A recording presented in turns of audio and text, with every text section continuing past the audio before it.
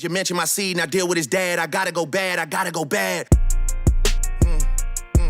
Yeah, drop. Welcome to Watch Mojo, and today we're counting down our picks for the twists, reveals, and jaw-dropping moments in this fiery, fast-paced battle royale that left us and the world speechless. A lot of people have been calling this one of the biggest weekends in hip-hop. Number 10, the first shots fired. First-person shooter. Just like a 2-year-old, I love a dinner with some fine women when they start debating about who to go. The beef that gripped social media in 2024 started off innocuously enough.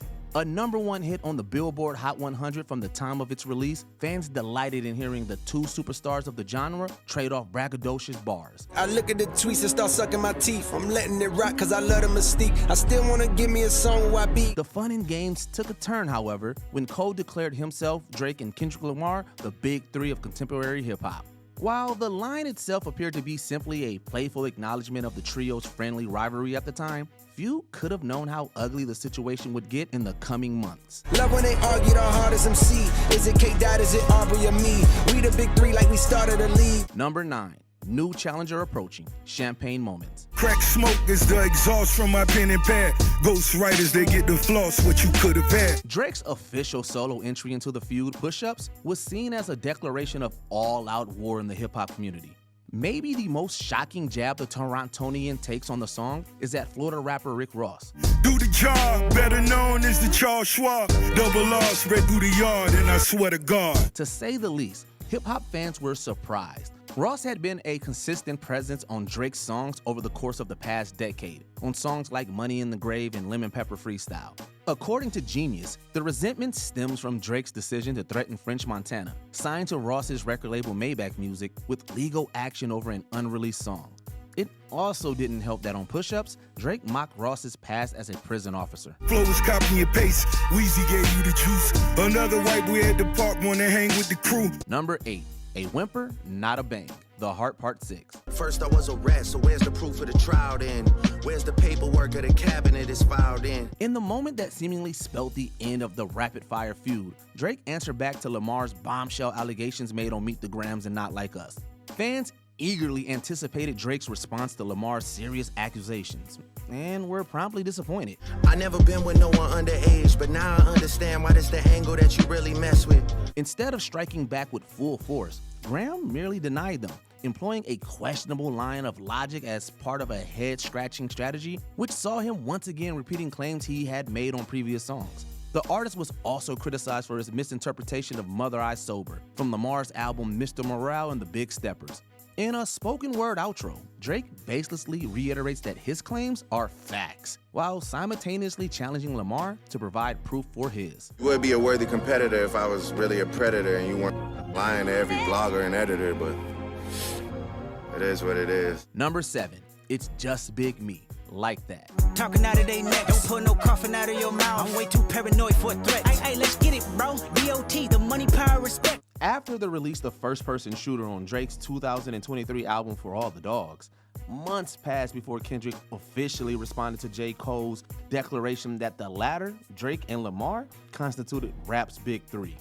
On this #1 hit from Future and Metro Boomin's 2024 collaborative album We Don't Trust You, Lamar minced no words in rejecting Cole's statement, dedicating the entirety of his verse to firing back at Drake. Sneak this and first-person shooter, I hope they came with 3 switches. I crash out like rap this Melly Mel if I had to. His widely discussed contribution to Like That finds the Grammy winner taking precise aim at the sixth god.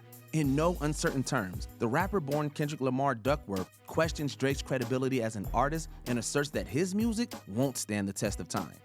And this was just the beginning. I still got PTSD, the big three. It's just big me. Number 6, no old friends either. All to myself. When they got leaks in their operation, I thank God that I never signed my life away. This one must have stung.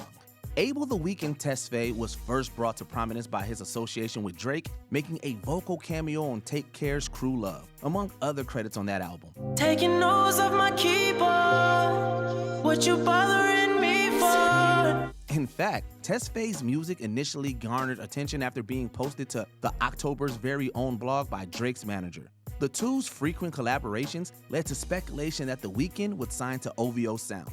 At this point, it's rumored that the two eventually fell out over creative and interpersonal differences. This business breakup is seemingly alluded to in Test Faye's verse on All to Myself.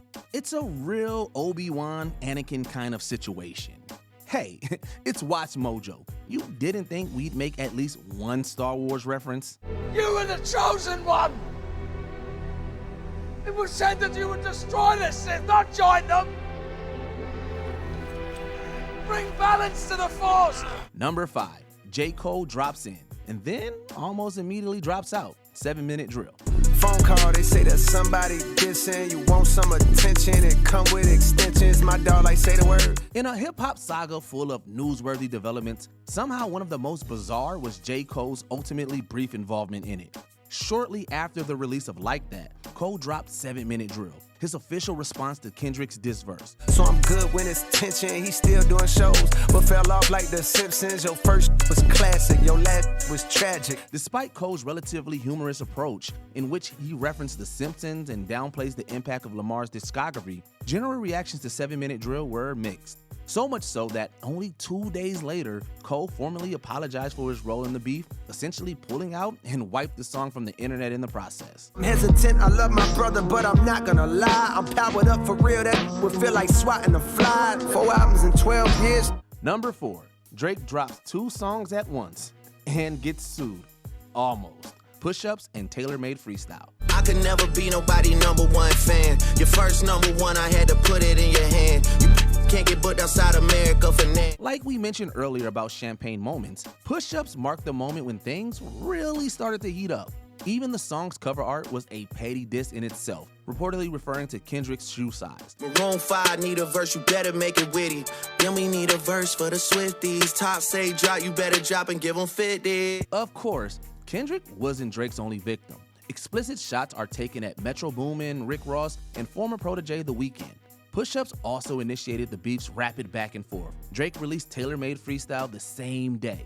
That song aroused the ire of Tupac Shakur's estate for using AI-generated vocals of the late artist that sided with Drake at Lamar's expense, forcing Graham to immediately pull Tailor-Made Freestyle off of streaming services.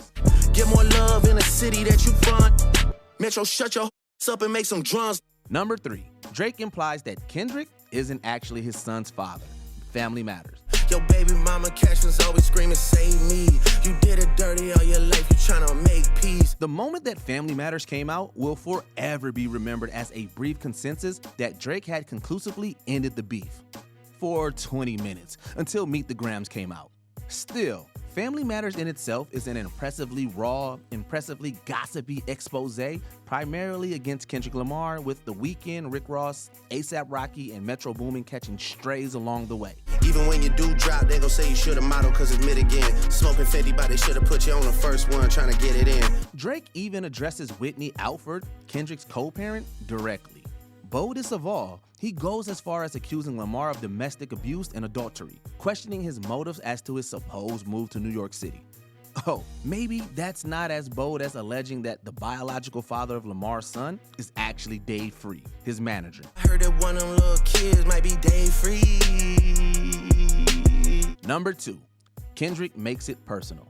A lot more personal. Euphoria. Well, pathetic master manipulator, I can smell the tails on you now. You're not a rap artist, you're a scam artist with the hopes of being accepted. While the aforementioned Family Matters was a relatively shocking response, it seems fair to say that Drake wouldn't have gone that hard if Kendrick hadn't released Euphoria first. Reportedly a reference to the HBO teen drama of the same name, of which Drake is credited as an executive producer, Kendrick eviscerates every aspect of Drake's career on his first official diss song. I hate the way that you walk, the way that you talk. I hate the way that you dress. I hate the way that you sneak this. If I catch flight, it's gonna be direct. On Euphoria, he once again calls into question Drake's authenticity and legitimacy as a rap artist, going so far as to invoke the latter's background and identity.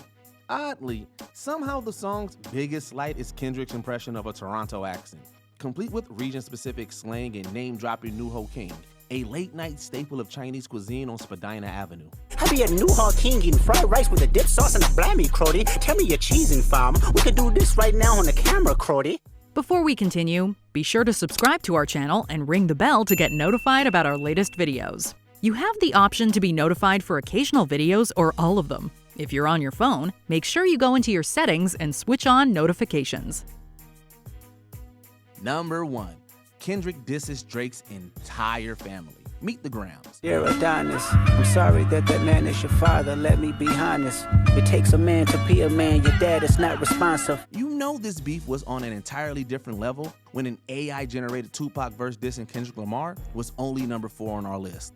On Meet the Grams, Kendrick not only attacks Drake himself, but dedicates entire verses to dissing members of his family. In particular, his parents, son Adonis, and, wait for it, an alleged daughter whose existence Drake had kept under wraps.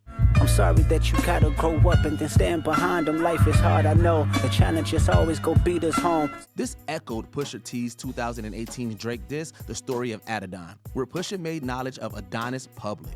While Drake denied the girl's existence on The Heart Part 6, on which he claimed that he had fed Kendrick disinformation, no modern-day hip-hop fan will forget where they were when Lamar's response to Family Matters dropped. And even if it don't benefit your goals, do some push-ups, get some discipline. Don't cut them corners like your daddy did. Talk about an exciting time to love hip-hop. What have been your favorite moments from the Drake-Kendrick Lamar beef of 2024?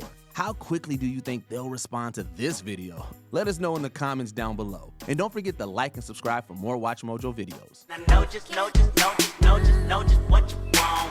Poetic justice, put it in the song. Did you enjoy this video? Check out these other clips from WatchMojo. And be sure to subscribe and ring the bell to be notified about our latest videos.